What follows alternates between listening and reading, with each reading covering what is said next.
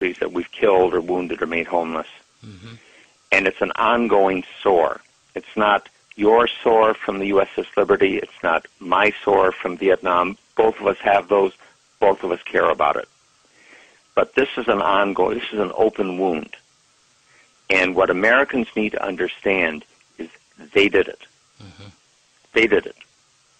And if they do understand that, Israel's going to disappear. Israel will flat-ass disappear from this earth. If I sent a film to one of my colleagues, and it basically had Americans grieving over their dead coming back. Mm-hmm. And I showed one of them. It was a woman just wrenched by grief, over her dead soldier. Mm-hmm. And I said, if Americans ever know that Israel did this, they're going to scrub them off the earth, and they're not going to give a rat's ass, forgive my language, what the cost is. They are not going to care. They will do it. Alan, they should. Alan, your article and your heart and your testimony and what you believe in is heart-wrenching to me. It is like our founding fathers in their shadows talking and saying, we have to fix this. We have to make our own way. And we have to do it now or we will go down. Exactly. And absolutely, Phil. I agree fully. Your article needs to be shipped off to the Library of Congress immediately. Well, I can tell you it's being read by some people in headquarters Marine Corps and at the Army War College. I sent it off to them this past week, and I've had some long discussions with people up there, and there are some really, really unhappy people. What are they saying? If you can talk about that, Dr. Sabrosky, I'm curious. Astonishment. Okay. The first thing, Mark, is astonishment. They didn't know. They truly didn't know, and these are not unintelligent people. They really didn't know. And the next statement is rage, mm-hmm. Real rage, and the Zionists are playing this as truly an all or nothing exercise, mm-hmm. because if they lose this one, that's it. If the American people ever realize what's happened, mm-hmm. they're done. That's it. And I will tell you frankly, I don't think either one of you has any Jewish ancestry. I do.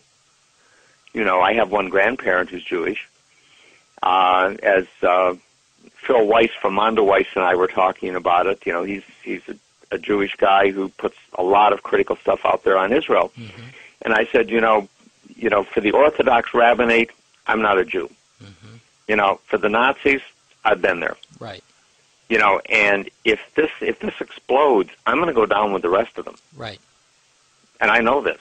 I flat out know this. Mm-hmm. But if that was the price for making America whole again, mm-hmm. When I took my oath 51 years ago to the United States Marine Corps, no one promised us life.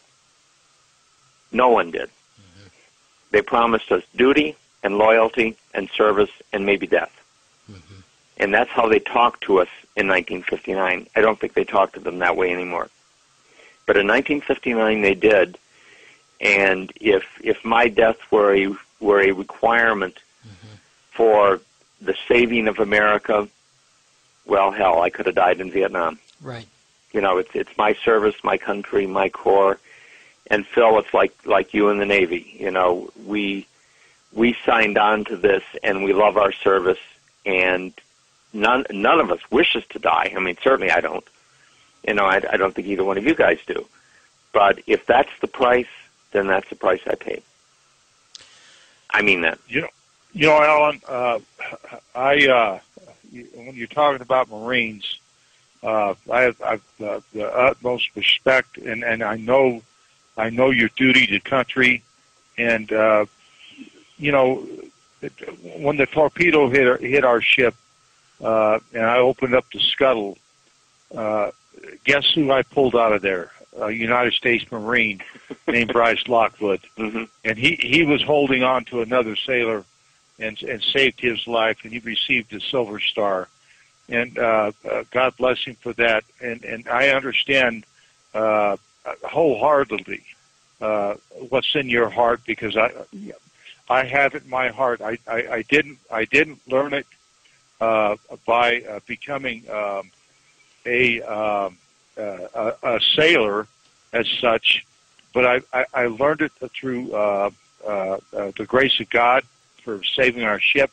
I learned it through scholars like you.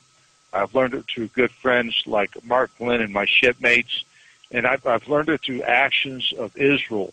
And when you struck me very, very hard just a second ago when you talked about 911, you're very willing to say that, yeah, they did it, 911. Yes, they did.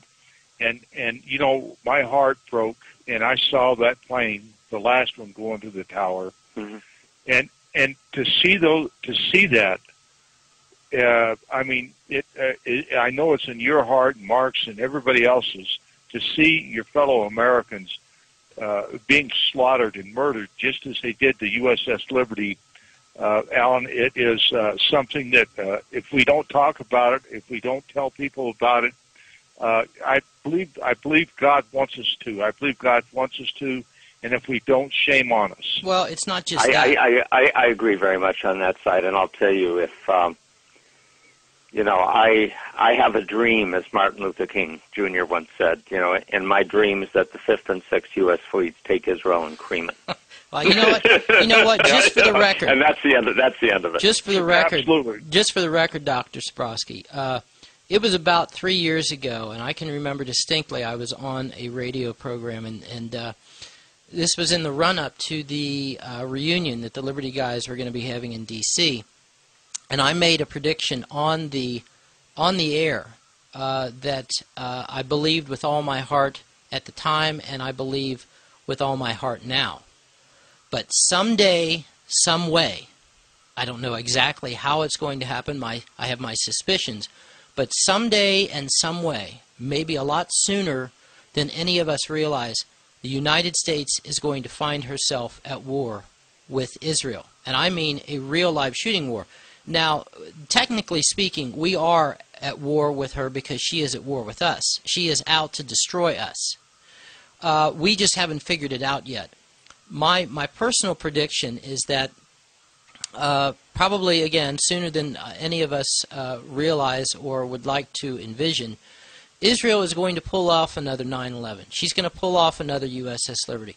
Obviously, some pretty powerful people in some pretty prominent places, such as Chairman of the Joint Chiefs of Staff Mike Mullen, believe that this is a possibility because he cut short a trip that he had made to Europe a few years ago to hastily fly to Israel to meet with his counterpart and warn him in no uncertain terms how important it was that there not be another USS Liberty Part 2.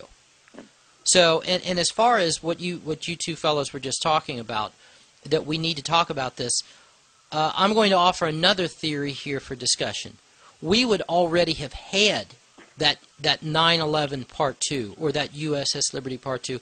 That would already have been a fait accompli were it not for the fact that a growing number of people have been talking about this problem now for the last, since 9/11. I think that Israel has been watching all of this and has been saying we need to kind of let things cool down a little bit for now. If we pull another one off, try to pull another one off right now, then that's it. We're going to blow our cover.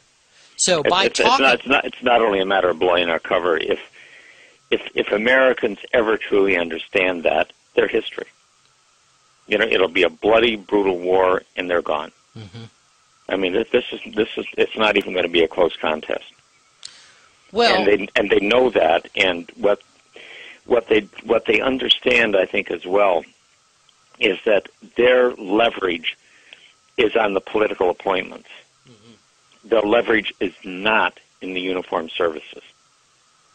There are lots. If you pick up the Army Times or the Navy Times or any of the journals of any of the services, you get a very different view than you get